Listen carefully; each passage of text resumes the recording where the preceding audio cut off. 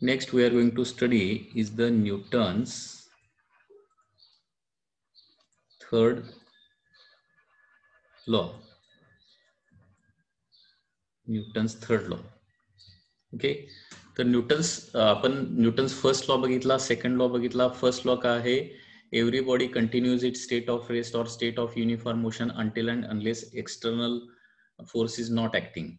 Okay, second law काय आहे? the rate of change of linear momentum is directly proportional to the applied force. Rate of change of linear momentum is directly proportional to applied force. म्हणजे applied force जास्त असेल तर rate of change of linear momentum जास्त असणार आहे. आणि Newton's third law काय आहे? To every action there is equal and opposite reaction. To every action there is equal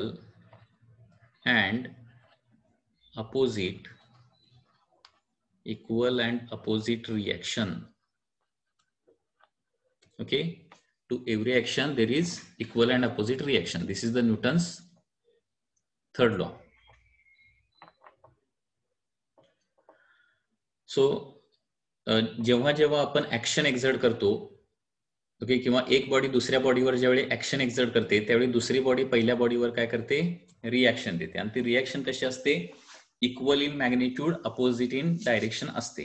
okay, तर हे न्यूटन्स थर्ड लॉ ऑफ मोशनचे जर एक्झाम्पल द्यायचे झाले तर याचं फर्स्ट एक्झाम्पल असणार आहे. First example is our walking is possible due to Newton's third law. Walking जे आहे, वॉकिंग ऑन अ सरफेस, एखाद्या सरफेसवर वॉकिंग जे आहे ते कशामुळे पॉसिबल आहे? Due to Newton's third law. Okay, आता ज्यावेळी आपण वॉक करतो त्यावेळी काय होतात? आपले फूट जे आहेत ते काय करतात? सरफेसवर बॅकवर्ड डायरेक्शन ऍक्शन देतात. बॅकवर्ड डायरेक्शन ऍक्शन म्हणजे ऍक्शन द्यायचं काम कुणाचं असतं? आपलं. आणि according to Newton's third law काय होतं? Every action has equal and opposite reaction. त्याच्यामुळे तो सरफेस जो आहे, ज्या सरफेसवर आपण ऍक्शन दिलेली आहे बॅकवर्ड डायरेक्शन, तोच सरफेस काय करतो? आपल्याला फॉरवर्ड डायरेक्शन रिएक्शन देतो. And due to this reaction given by the surface, म्हणजे ती रिएक्शन कुठल्या स्वरूपात असणार? In the form of the friction. Okay, so due to this reaction only we are able to walk. म्हणजे फक्त आपली action उपयोगी नाहीये, तिथं रिएक्शन देखील आली तरच तुम्ही काय होऊ शकताय? चालू शकताय. म्हणजे फॉर एक्झाम्पल, तुम्ही स्पेसमध्ये असाल, सस्पेंडेड कंडिशन मध्ये असाल आणि तिथं तुम्ही कितीही पाय मारले, कितीही पाय हलवले तरी तुम्ही पुढे सरकणार नाही, आहे तिथंच थांबणार आहे. म्हणजे वॉकिंगसाठी फक्त ऍक्शन गरजेचे नाहीये, तर तिथं रिएक्शन देखील गरजेचे आहे. ओके, तुम्ही दिलेल्या ऍक्शनला जर सरफेस कडून रिएक्शन येत असेल तरच तुम्ही वॉक करू शकणार आहे. एक्झाम्पल जर द्यायचं झालं, सरफेस पूर्णपणे फ्रिक्शनलेस सपोज असेल तर तुम्ही त्या सरफेसवर बॅकवर्ड डायरेक्शन पाय कितीही जरी सरकवला तरी फॉरवर्ड डायरेक्शन तुम्ही काय ट्रॅव्हल करणार नाही, आहे तिथंच काय करणार आहे? तुम्ही चालत बसणार आहे, पुढे जाणारच नाही तुम्ही. Okay, so foot exert backward action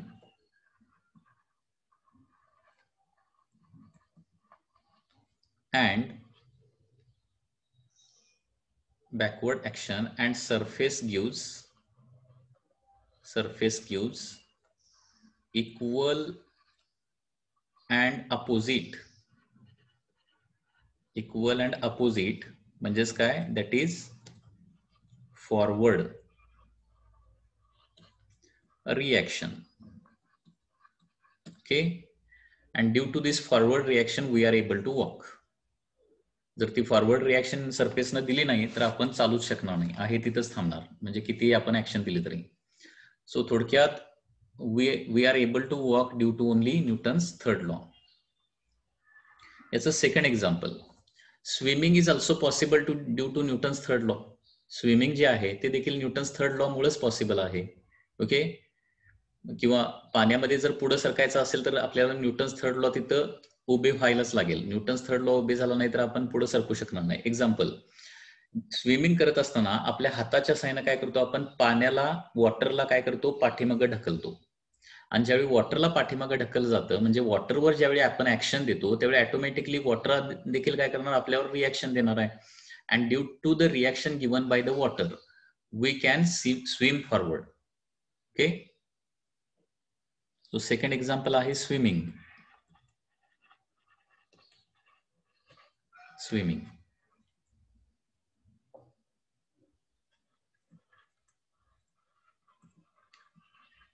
In swimming, hands exert action on water. Action on the water. Therefore, by Newton's third law काय होणार, water exert reaction.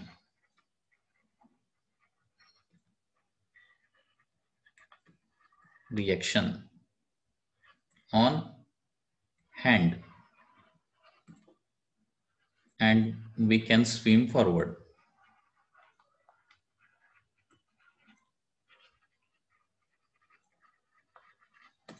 Okay, second example. Third example, ज्यावेळी आपण गन मधून bullet fire करतो त्यावेळी काय होतं, bullet ज्यावेळी फॉरवर्ड डायरेक्शन जाते त्यावेळी काय होते, बॅकवर्ड डायरेक्शन गन जी आहे ते पाठीमागे येते. त्याला रिकॉइल ऑफ गन असं म्हटलं जातं. तर रिकॉइल ऑफ गन ही कशामुळे होतं, ड्यू टू रिॲक्शन.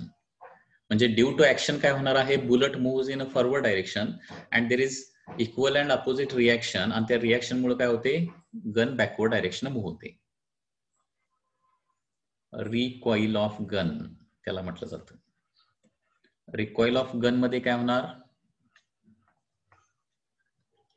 ऍक्शन मुळे काय होणार आहे, bullet moves forward. Bullet moves forward with high velocity. Okay, आणि रिॲक्शन मुळे काय होणार आहे, गन रिकॉइल बॅकवर्ड. ओके, और गन मूव्स बॅकवर्ड. सो हे ऍक्शन रिॲक्शन मुळे होते, लक्षात घ्या. This happens due to action reaction. Fourth, समजा एका फ्रिक्शनलेस सरफेसवर तुम्ही उभे आहात, किंवा फोर्थ एक्झाम्पल रॉकेट प्रपोल्शनचं घेऊया. Rocket propulsion. रॉकेट प्रपोल्शन मध्ये देखील काय आहे, एक ऍक्शन आहे आणि एक रिॲक्शन आहे. These are equal and opposite forces. तर रॉकेट प्रपोल्शन मध्ये ऍक्शन मुळे काय होणार, due to action gases moves in downward direction. म्हणजे ऍक्शन मुळे काय होतं, गॅसेसला हाय वेलॉसिटीनं खाली ढकललं जातं आणि त्यावेळी गॅस काय करतो, रिॲक्शन देतो on the rocket, and due to that reaction exerted by the gases rocket moves in a upward direction. Okay, so due to action काय होणार इथं, म्हणजे रॉकेट प्रपोल्शन मध्ये ऍक्शन काय असणार आहे, किंवा ऍक्शन मुळे काय होणार आहे, gases are pushed downward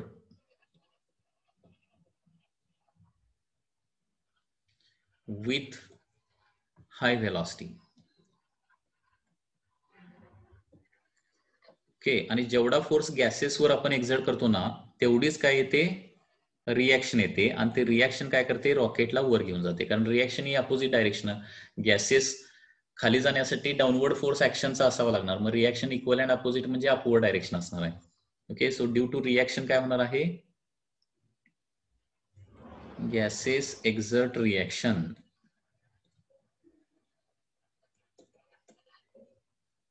on rockets and which moves upward. Okay, आणखी एक एक्झाम्पल देता येईल. समजा तुम्ही फ्रिक्शनलेस सरफेसवर आहात, किंवा तुम्ही एक ऍस्ट्रॉनॉट आहात आणि स्पेसमध्ये गेला, स्पेस स्टेशन मध्ये गेला, आणि काही कारणानं स्पेस स्टेशन पासून तुम्ही स्पेस स्टेशन पासून सुटला आणि बाजूला आलाय स्पेस स्टेशनच्या थोडस. ठीक आहे, म्हणजे स्पेस स्टेशन आणि तुम्ही यांच्यामध्ये कुठलाही कॉन्टॅक्ट नाहीये. म्हणजे फॉर एक्झाम्पल लक्षात घ्या, समजा हे काय आहे, तुमचं स्पेस स्टेशन आहे. Suppose this is a space station. असं काहीतरी स्पेस स्टेशन असतं. ज्याच्यामध्ये काही ॲस्ट्रॉनॉट राहू शकतात. स्पेस स्टेशन कुठं आहे? स्पेसमध्ये आहे, अर्थच्या वर आहे, साधारणपणे 600 किलोमीटर सरफेसपासून वर आहे. ठीक आहे.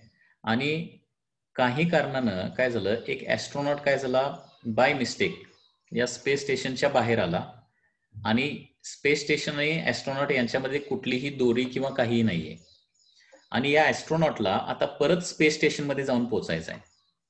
तर त्याला काय करावं लागेल? चालता तर येणार नाही, कारण पाय हलवले तर तिथल्या तिथंच तो हलवत बसणार पाय. त्याची फॉरवर्ड ऍक्शन काय होणार नाही, कारण लक्षात घ्या वॉकिंग कशामुळे पॉसिबल असतं? Reaction given by the surface. ऍक्शनवर फक्त वॉकिंग पॉसिबल नसतं. तिथं एखादा सरफेस त्याच्या पायाखाली असता, सरफेसवर त्याने ऍक्शन दिली असती, तर सरफेसनं त्याला रिॲक्शन दिली असती आणि तो पुढे गेला असता. ओके. हवेत तरंगत आहेत, सॉरी स्पेसमध्ये तो तरंगतोय आणि त्याला आता ह्याच्याकडे जायचं आहे, कुठं? स्पेस स्टेशनकडे परत जायचं आहे. किंवा दुसरं एक एक्झाम्पल, एका सरफेसवर तुम्ही उभे आहात आणि तो सरफेस फ्रिक्शनलेस आहे, म्हणजे पूर्ण ऑइली सरफेस आहे, फ्रिक्शनलेस आहे आणि त्या सरफेस पासून तुम्हाला पुढे जायचं आहे. चालण्याचा प्रयत्न केला तर तुम्ही पडणार किंवा पुढे सरकूच शकणार नाही. ओके. म्हणजे पाय पुढे ठेवला आणि पाठीमागे सरकवला तर पाय पाठीमागे येईल, परंतु तुम्ही काय पुढे जाणार नाही इनर्शियामुळे, न्यूटन्स फर्स्ट लॉमुळे. किंवा तिथं फोर्सच क्रिएट होत नाही ना, रिॲक्शन येतच नाही, पुढे सरकणार नाही. मग अशा फ्रिक्शनलेस सरफेसवर तुम्ही उभे आहात किंवा स्पेस स्टेशनच्या बाहेर पडलेला आहात आणि ते परत स्पेस स्टेशन मध्ये जायचं आहे, तर काय करावं लागेल? ओके. तिथं दोरी टाकणार वगैरे दुसरं कोण नाहीये तुम्हाला,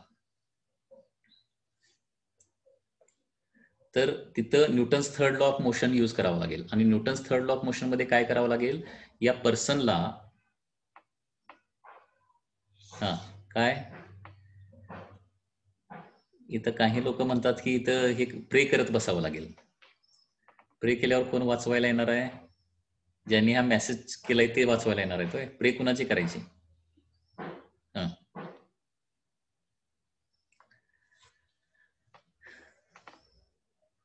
देवा मला वाचव, देवा मला वाचव असं जप करत बसायचोय. हा, तसं काय होणार नाहीये. काय वाटतंय तुम्हाला, काय करावं लागेल? हा बरोबर, शैलेश माळी is absolutely correct.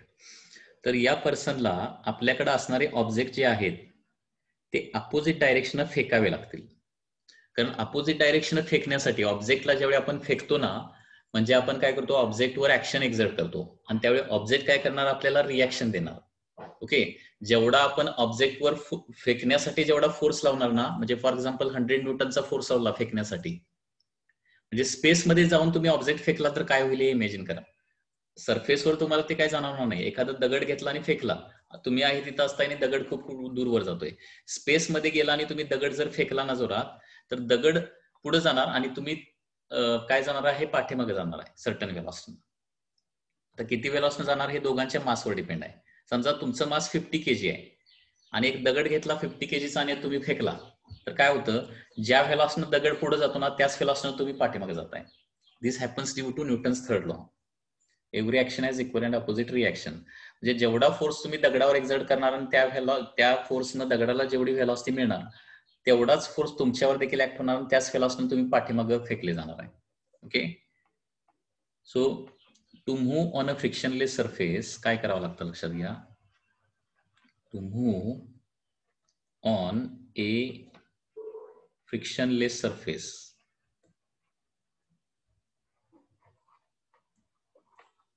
Throw object in opposite direction.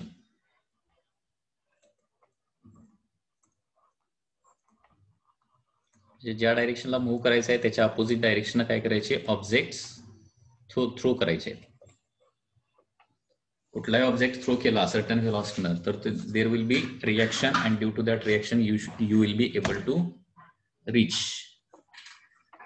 Again at the same position. So these are some examples. याच्यासारखे भरपूर एक्झाम्पल्स आपल्याला ऍक्शन रिॲक्शनचे देता येतील.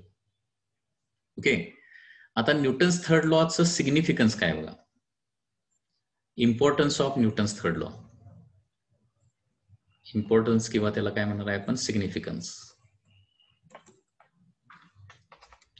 Significance of Newton's third law is that it tells that forces always exert in pairs, always exist in pairs. Okay, forces always exist in pairs. Newton's third law काय सांगतो? Forces हे नेहमी जोडीमध्येच असतात. असं कधीच होत नाही की सिंगल फोर्स आहे. फोर्स हे नेहमी पेयर्स मध्ये असतात. Equal in magnitude, opposite in direction असतात. कुठलेही एक्झाम्पल म्हणजे पर्टिक्युलरली हे रिअल फोर्सला फक्त अप्लाय होते. रिअल फोर्स सुडो फोर्सला अप्लाय होत नाही, लक्षात घ्या. फोर्स हे नेहमी पेयर्स मध्ये एक्झिस्ट असतात. फॉर एक्झाम्पल कुठलेही एक्झाम्पल घ्या, दोन चार्जेस घ्या, Q1 Q2. Q1 न Q2 वर एक्झर्ट केलेला फोर्स आणि Q2 न Q1 वर एक्झर्ट केलेला फोर्स तेवढाच असतो. ओके, समजा दोन्ही प्लस प्लस असेल तर Q1 Q2 ला उजवीकडे ढकलणार आणि Q2 Q1 ला डावीकडे ढकलणार आणि दोघांनी एकमेकावर एक्झर्ट केलेला फोर्स तेवढाच असतो. म्हणजे हे दोन फोर्सेस बघा, equal in magnitude, opposite in direction आहेत. ओके, ठीक आहे. म्हणजे हे दोन फोर्सेस इथे एक्झिस्ट झाले. किंवा दोन आपण मासेस जरी घेतले, M1 आणि M2, त्यांच्यामध्ये ग्रॅव्हिटेशनल फोर्स असतो. इथं देखील M1 M2 ला अटॅक करणार, M2 M1 ला अटॅक करणार आहे. दोघांनी एकमेकावर एक्झर्ट केलेला फोर्स तेवढाच असतो, सेम मॅग्निट्यूडचा, आणि एक्झॅक्टली अपोजिट डायरेक्शन असतो. म्हणजे असं सिंगल फोर्स कधी एक्झिस्ट करत नाही. किंवा एखाद्या सरफेसवर ज्यावेळी तुम्ही उभे आहात, त्यावेळी तुमचं वेट जे आहे ते काय होणार आहे, सरफेसवर ऍक्ट होणार. That will be the action. आणि त्यावेळी सरफेस काय देणार आहे तुम्हाला, इक्वल अँड अपोजिट काय देणार आहे, रिॲक्शन देणार आहे. रिॲक्शन म्हणजे ते काय असणार आहे, नॉर्मल रिॲक्शन. ओके, इथं देखील वेट आणि नॉर्मल रिॲक्शन ही पेअर झाली, लक्षात घ्या. So forces always exist in pair. Single force कधीही अस्तित्वात असत नाही. त्या फोर्सला अपोजिट डायरेक्शन एक दुसरा फोर्स हा नेहमी असतोच. So that is the significance. Second importance is that this law gives one very important law, that is law of conservation of linear momentum. Okay, law of conservation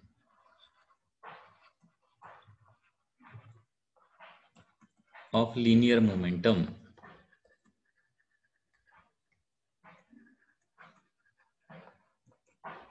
is consequence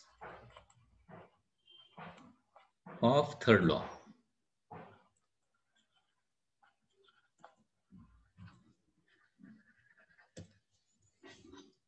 Law of conservation of linear momentum is consequence of third law, Newton's third law. Okay, म्हणजे न्यूटनच्या third law वरून आपल्याला एक important law मिळतो आणि त्याला काय म्हटलं जातं, law of conservation of linear momentum असं म्हटलं जातं. हा एक इम्पॉर्टंट लॉ आहे जो युनिव्हर्सल ट्रूथ आहे. ओके, युनिव्हर्स मध्ये सगळीकडे हा ओबे होतोच. ओके, आणि हा याचं थर्ड सिग्निफिकन्स असा आपण म्हणू शकतो की न्यूटन्स थर्ड लॉ आपल्याला ऍक्शन रिॲक्शनची कन्सेप्ट कम्प्लिटली सांगतं. Okay, so this law introduces the concept of action and reaction. This law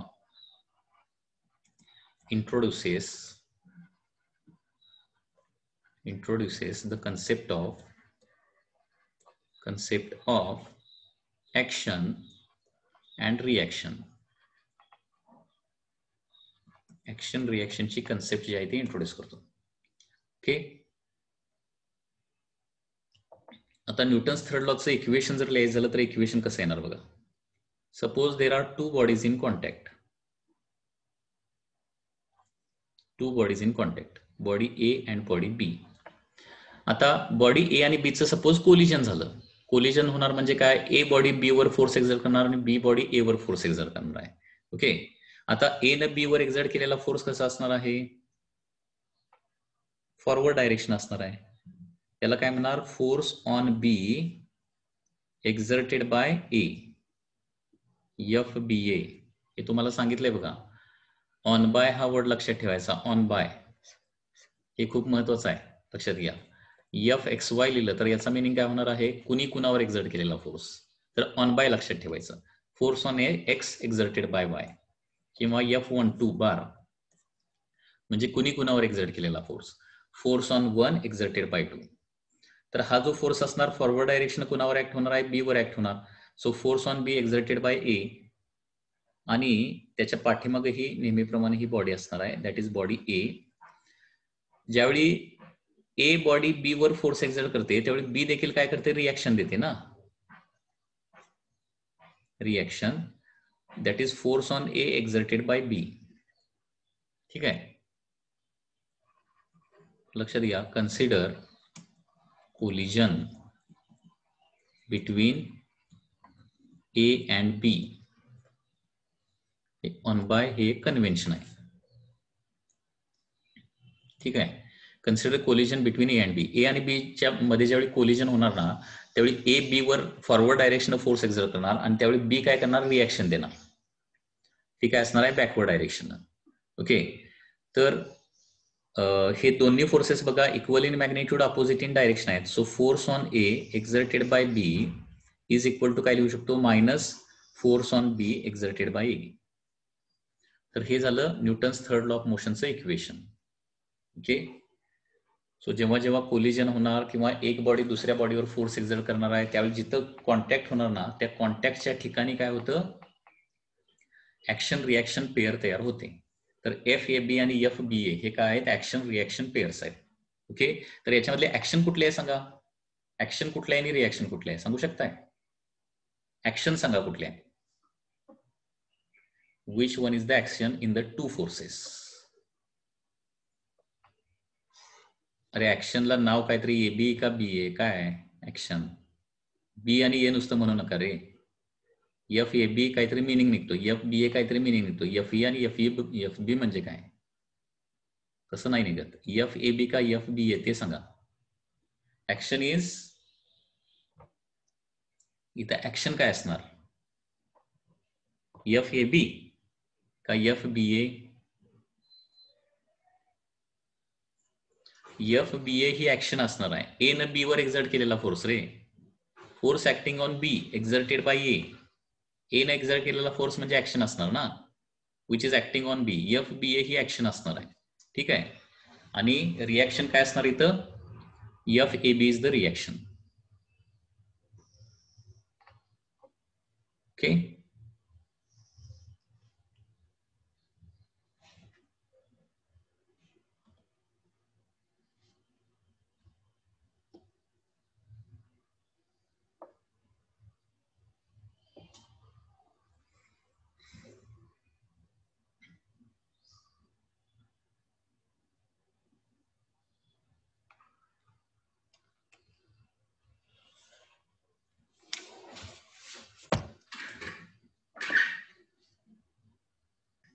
पुन्हा एकदा बघा. ए आणि बीचं ज्यावेळी कोलिजन होणार, कोलिजन म्हणजे सपोज ए आणि बी दोन्ही टुवर्ड्स राईट निघाले, ए पाठीमागून आला आणि बी वर आदळलाय. ओके, बी ची वेलॉसिटी कमी आहे, ए ची वेलॉसिटी जास्त आहे. ए पाठीमागं होता आणि बी पुढे होता. सपोज ए पाठीमागं येऊन बी वर आदळला तर काय होणार, कोण कुणावर फोर्स एक्झर्ट करणार, that is the action. A B वर एक्झर्ट करणार. Okay, that is the action na. So force on B exerted by A, that will be the action. Okay, आणि त्याच वेळी काय करणार आहे, बी काय करणार, ए वर फोर्स एक्झर्ट करणार आहे, that is the reaction. that is F A B is the reaction.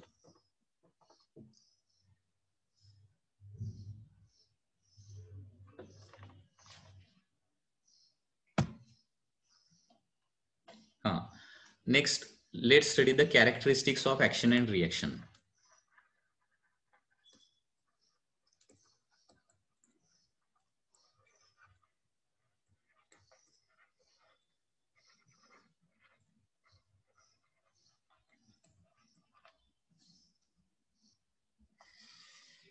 Characteristics of action and reaction. Action reaction चे characteristic काय काय आहेत बघा. First characteristic is that action and reaction are equal in magnitude, opposite in direction. हे काय असतात, equal in magnitude, equal in magnitude and कसे असतात, opposite in direction असतात. Opposite in direction, equal in magnitude, opposite in direction. Second characteristic is that they act on different bodies and therefore they do not cancel each other. They action जर पुढच्या बॉडीवर act होत असेल तर reaction काय होणार, पाठीमागच्या बॉडीवर act होणार. आता इक्वल ऍक्शन रिॲक्शन काय आहेत, equal in magnitude forces, opposite in direction आहेत, परंतु ते एकमेकाला कॅन्सल करतात का, तर कॅन्सल करत नाही. They acts on different bodies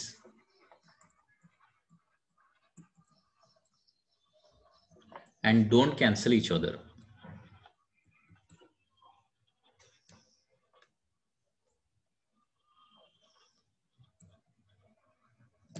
एकमेकाला अजिबात कॅन्सल करत नाहीत.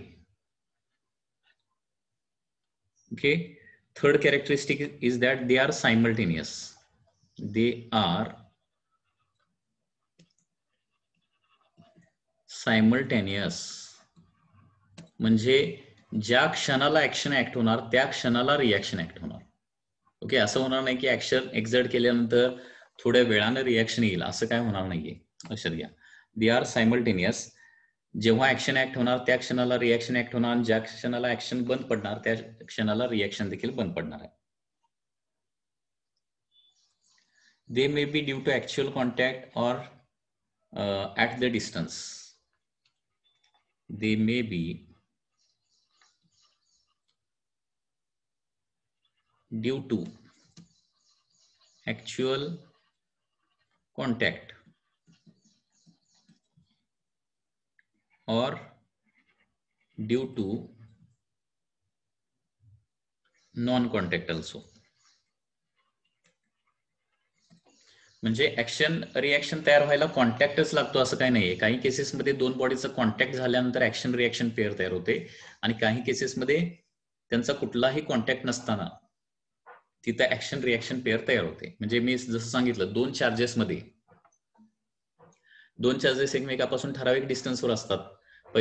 पहिला चार्ज दुसऱ्या चार्जवर जेवढा फोर्स एक्झर्ट करतो तेवढाच दुसरा चार्ज पहिल्या चार्जवर फोर्स एक्झर्ट करतो, आणि दोन्ही एक्झॅक्टली अपोजिट डायरेक्शन असतात. तर एका चार्जनं दुसऱ्या चार्जवर एक्झर्ट केलेला फोर्स किंवा दोन चार्जेस मधले जे फोर्स आहेत ते काय असतात, ऍक्शन अँड रिॲक्शन असतात. किंवा दोन मासेस मध्ये ऍक्ट होणारे फोर्सेस हे देखील काय असतात, ऍक्शन रिॲक्शन असतात. तिथं कुठलाही कॉन्टॅक्ट असावा लागत नाही. ओके. म्हणजे कॉन्टॅक्टमुळे प्रोड्यूस होणारे ऍक्शन रिॲक्शन कुठले आहेत? एक्झाम्पल, ज्यावेळी आपण वॉक करतो त्यावेळी ड्यू टू कॉन्टॅक्ट काय होणार, आपले फूट जे आहे ते ऍक्शन देतात, सरफेस रिॲक्शन देतो. किंवा स्विमिंगच्या केसमध्ये due to contact action reaction pair होतात. किंवा एखाद्या वॉलवर आपण प्रेस केलं तर काय होणार, आपला हँड काय करतो, वॉलवर फोर्स एक्झर्ट करतो, आणि वॉल काय करते, आपल्यावर रिॲक्शन देते. ओके.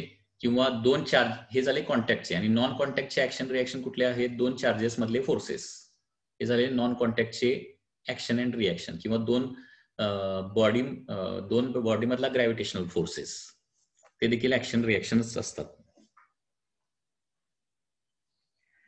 त्याचबरोबर दे टुगेदर फॉर्म इंटरनल फोर्सेस. दे टुगेदर फॉर्म इंटरनल फोर्सेस. म्हणजे आता फोर्सेसचे बेसिकली दोन टाईप आहेत. म्हणजे डिफरंट टाइप्स ऑफ फोर्सेसमध्ये एक क्लासिफिकेशन असं आहे की एक्सटर्नल फोर्सेस आणि इंटरनल फोर्सेस. तर हे ऍक्शन रिॲक्शन पेअर जे आहेत ते कुठल्या कॅटेगरीमध्ये येतात, these are the internal forces, these are not the external forces. म्हणजे एखाद्या बॉडीवर ऍक्सेलरेशन किंवा एखाद्या सिस्टमचं ऍक्सेलरेशन प्रोड्यूस करायचं असेल तर तिथं इंटरनल फोर्स ऍक्ट होऊन उपयोग नाहीये, तिथे एक्सटर्नल फोर्सेस लागतो. किंवा एक क्वेश्चन समजा मी असा सांगितला की एका बॉडीवर फोर्स ऍक्ट होतोय परंतु त्या बॉडीमध्ये ऍक्सेलरेशन मात्र क्रिएट होत नाही. ओके. तर त्यावेळी तो जो फोर्स असणार तो कुठला असणार आहे, it will be a internal force, it will not be external force. They together form internal forces. Okay. So these are the characteristics of action and reaction pair. हे लक्षात ठेवा. न्यूटन्स थर्ड लॉ मध्ये जे action आणि reaction आहेत त्याचे characteristic आहेत. First characteristic, equal in magnitude, opposite in direction. They acts on the different bodies and therefore they don't cancel each other. They are simultaneous. They may be due to actual contact or may be due to they may be due to any म्हणजे ते actual कॉन्टॅक्टमुळे पण असू शकतात किंवा contact नसताना देखील असू शकतात. दे टुगेदर फॉर्म इंटरनल फोर्सेस. ते एक्सटर्नल फोर्स कधीही फॉर्म करत नाहीत. Action reaction form only internal forces. They don't form any external force. So these are the characteristics of action and reaction.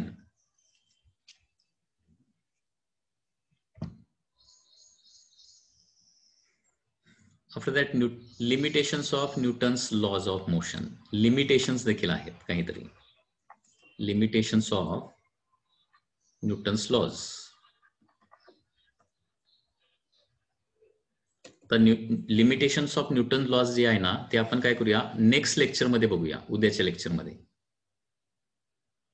Limitations of Newton's laws. Non कॉन्टॅक्टचे example सांगितलं ना, 2 charges मधले forces किंवा 2 masses मधले gravitational force, म्हणजे electromagnetic force किंवा electric force, magnetic force किंवा gravitational force, these are the examples of the non contact forces.